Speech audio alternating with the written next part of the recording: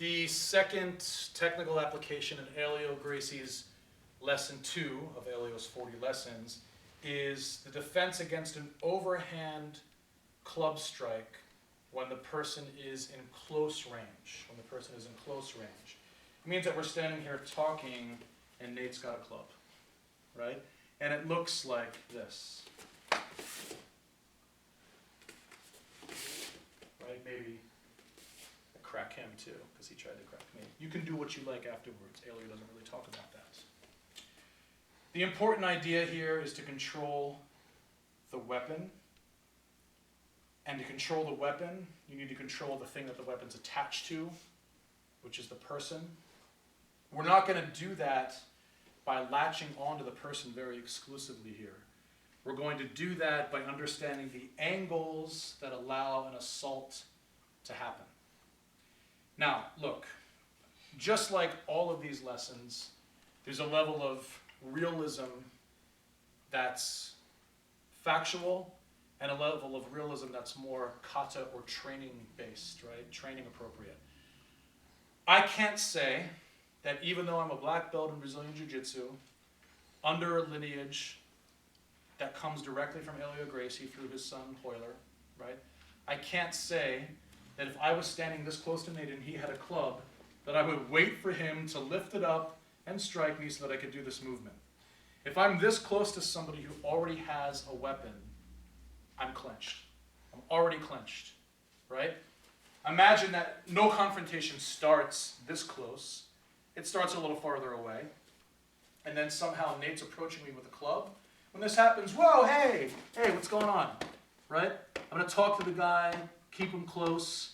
Now, I don't know what can happen from here because that's part of the unpredictability of a fight, but I know that I'm close enough that he can't use the club, right? Because he needs distance to use the club. He needs to free the arm. He needs to do a lot to use the club. He needs to free the weapon, right? He needs to free the weapon. Imagine if someone has a gun in a holster, but you could do something, just pin the gun inside the holster so they can't pull it out. Right? And I know in the old cowboy movies, they'd like, turn the holster and shoot the guy anyway. But the idea is if you contain the weapon, you contain the threat, right? In the movement that we're learning here that's specific to the second part of lesson 2, we're not containing the person with a lot of force. We're containing the ability the person has to use the weapon. We're stepping outside of range, and then we're isolating the weapon and disarming them as soon as possible.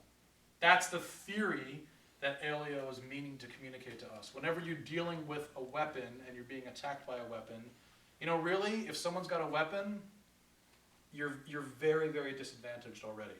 Whether it's a broken bottle, a knife, a gun, a club, anything that's a weapon, you're at a huge disadvantage.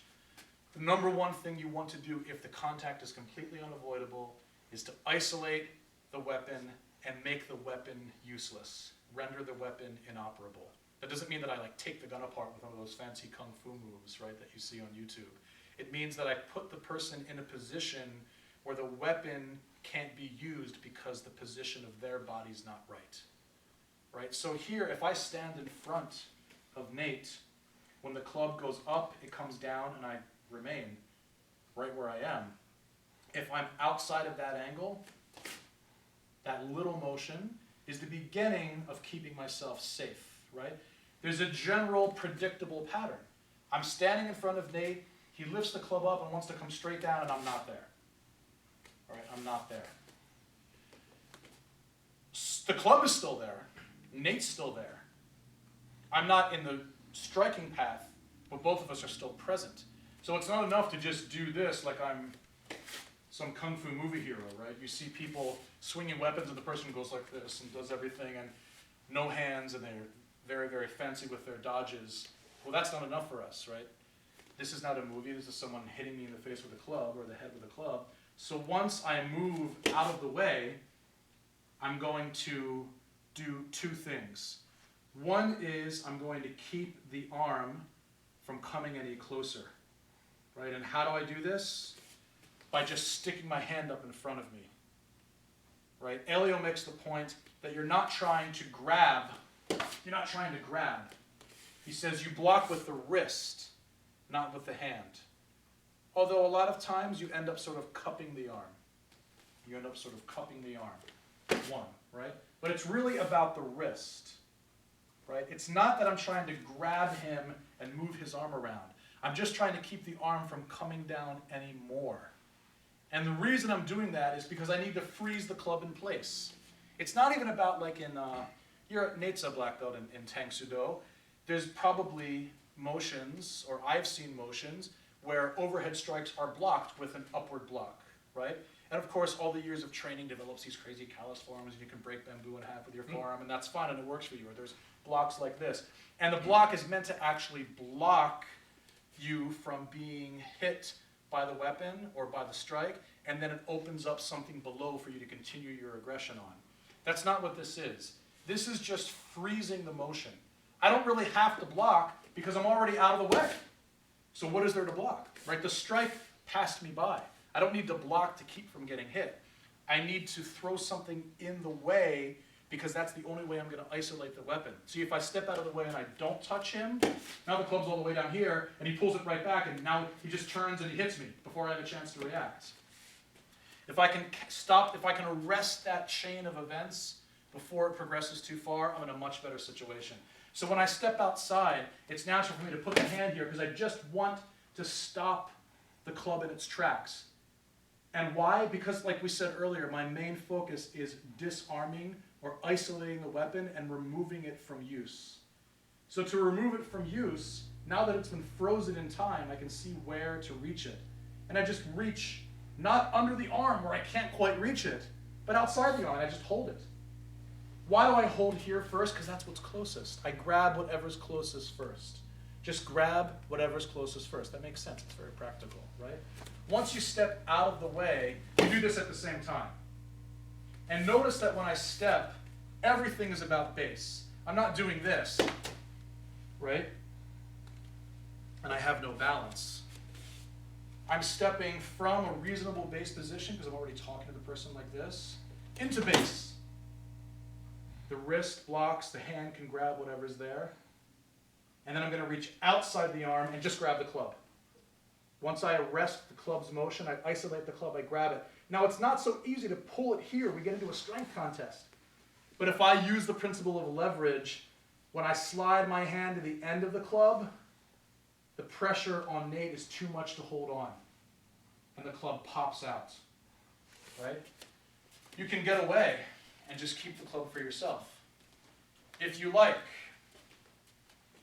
Another follow-up is step outside, freeze the club, grab it close, slide it to the end. Look, I'm under the club, but I'm outside the arm. I don't get stuck like this. I'm outside the arm.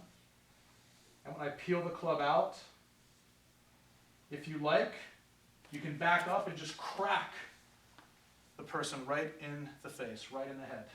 No problem. Try to hit me with a club. No problem hitting him in the face, right?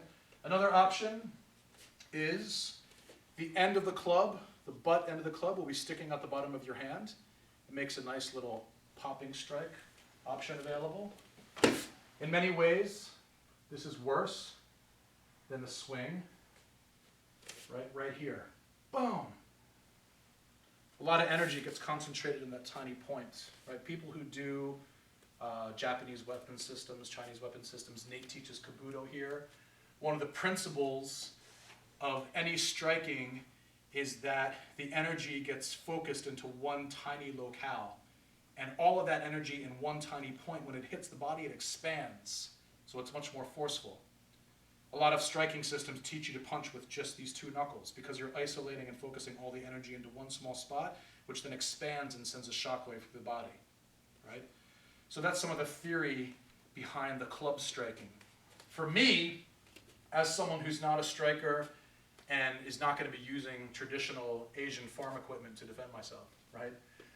Or seafaring equipment to defend myself. But someone may have a small club or a bat, and when they lift it, I get outside of the range. That's the first thing. And I do that in a balanced fashion. 1, 2. That's it. I want to stop that in its tracks, so I put my wrist in front. And now I need to get rid of the club itself. So I grab whatever's close, slide to the end, and peel it away from him. I can strike here or I can strike here. or I can just run away, because at least I'm safe. All right? Thank you.